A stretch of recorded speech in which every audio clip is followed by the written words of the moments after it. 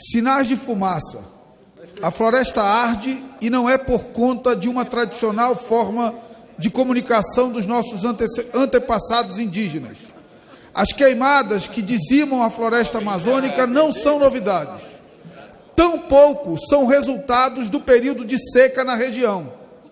Pesquisadora dos processos das queimadas na Amazônia há 25 anos, a pesquisadora Anne Alencar, do IPAM, é taxativa. A umidade da floresta serve como barreira aos incêndios. Portanto, as queimadas são, sim, resultado de ações criminosas, consequência direta do desmatamento ilegal. Novidade é ter lideranças defendendo abertamente a exploração da Amazônia, garimpos, pregando a flexibilização do Código Florestal, bem como a redução de unidades de conservação e de terras indígenas, dando a senha de que os desmatadores precisam. Para além dos atos, são as falas governamentais que serviram de combustível para tanto fogo. O Ministério Público Federal apura atos combinados de grupo de produtores rurais via WhatsApp, que teriam agravado as queimadas nesse período. Segundo dados do INPE e da NASA, cujos satélites dos espaços alcançaram os focos de incêndio na Amazônia, consta que o governo teria sido avisado dessa ação conjunta de destruição da floresta, mas nada fez. Nem o fato de os sinais de fumaça terem viajado quilômetros e chegado até a Avenida Paulista motivou reações.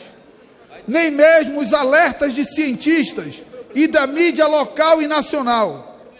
O ano de 2019 já soma mais de 71 mil focos de incêndio, segundo o INPE, um aumento de 82% em relação a 2018 e o maior número registrado em 7 anos de medições. Chegou-se irresponsavelmente a procurar culpados antes de conter o fogo, numa tentativa de criminalizar grupos que tradicionalmente trabalham em favor da conservação da Amazônia. Sequer uma reação da comunidade internacional, com as maiores lideranças mundiais, por um lado, criticando, mas, por outro, oferecendo ajuda, até o momento, rechaçada, bastou. Só mesmo as ameaças de imposição de barreiras aos produtos brasileiros no mercado internacional foram capazes de, finalmente, produzir alguma reação do governo brasileiro, não pautada pela defesa da floresta e de seus povos em si, mas pelo pragmatismo econômico que seja. Mas imaginemos que ainda não é tarde para afastar as cortinas de fumaça e dar clareza e racionalidade ao debate. Não é tarde para que a defesa efetiva da floresta amazônica e de seus povos venha pela compreensão de que ali vivem 25 milhões de brasileiros que precisam se alimentar e ter a sua cidadania respeitada. Não é tarde para que as ações de conservação se solidifiquem pela constatação de que a floresta em pé leva a umidade e os rios voadores que fazem chover no Cone Sul, irrigam o agronegócio e equilibram o clima, legando um planeta saudável às futuras gerações. Qualquer ajuda para salvar a floresta deve ser bem-vinda, com respeito total à soberania brasileira, porque a Amazônia é patrimônio do Brasil, mas é patrimônio do Brasil que presta um serviço inestimável à humanidade. Qualquer aporte nacional ou internacional é necessário, mas não a título de esmola, e sim como um reconhecimento e uma contrapartida aos serviços ambientais que a floresta amazônica presta ao nosso país e ao mundo. Quero concluir esse discurso, senhora presidente, senhoras e senhores deputados e senadores, nesta sessão do Congresso, dizendo que é preciso retomar a moderação para esse debate da Amazônia. Isso não é uma briga de torcida. Isso deve ser um debate responsável de entender a importância estratégica da floresta amazônica para o equilíbrio do clima, para o equilíbrio das chuvas no país, mas, acima de tudo, entender também do ponto de vista econômico que a preservação da floresta amazônica é fundamental para a garantia das nossas exportações de commodities em especial.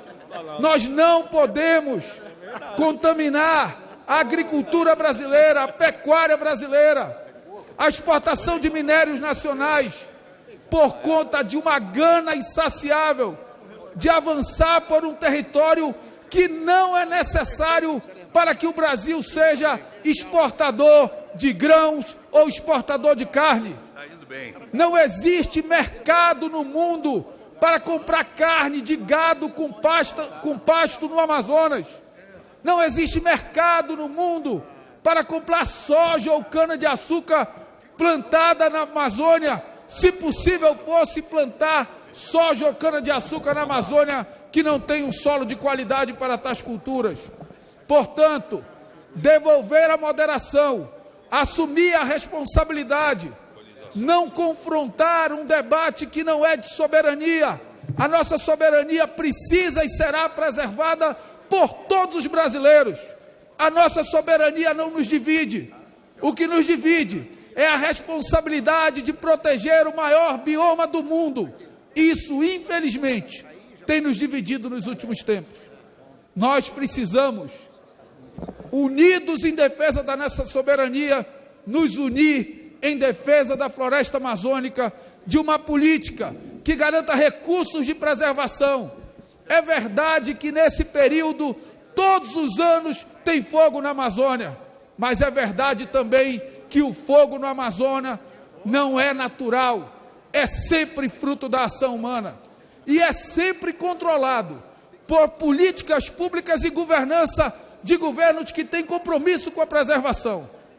Eu quero crer que a reação internacional em relação às últimas falas do presidente e o recuo dele em relação ao compromisso de combater as queimadas no Amazonas possa trazer de volta a racionalidade do debate, para reconhecer o que é inegável, de que há um avanço das queimadas no sul do Amazonas e no estado de Rondônia.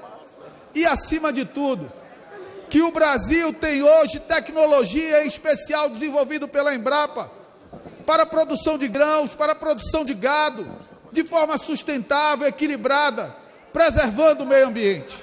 Esse discurso é um desabafo do povo do Amazonas, do povo da floresta, do povo do norte, no sentido de trazer à ordem o debate sobre o combate aos focos de incêndio na floresta amazônica, para que a gente entenda que defender a floresta amazônica não é só defender quem nela mora, é defender as populações tradicionais, é defender o povo do norte, mas é defender também, do ponto de vista econômico, o agronegócio que precisa das nossas chuvas, é defender também, do ponto de vista humanitário, um equilíbrio climático que preserve as próximas gerações. Que nós possamos retomar a moderação do debate e seguir adiante com uma política de exploração sustentável da Amazônia, respeitando terra indígena, respeitando populações tradicionais, utilizando tecnologia e explorando com qualidade e com respeito aos bens maiores, porque talvez nós não consigamos entender aqui qual é a ligação que o ribeirinho tem com a terra, qual é a ligação que o indígena tem para a terra. E se nós não conseguimos entender, porque não vivemos essa realidade, que nós tenhamos a humildade para aprender com esses homens e mulheres que habitam a Amazônia há muitos anos, preservando e a explorando de forma sustentável. Muito obrigado, senhora presidente.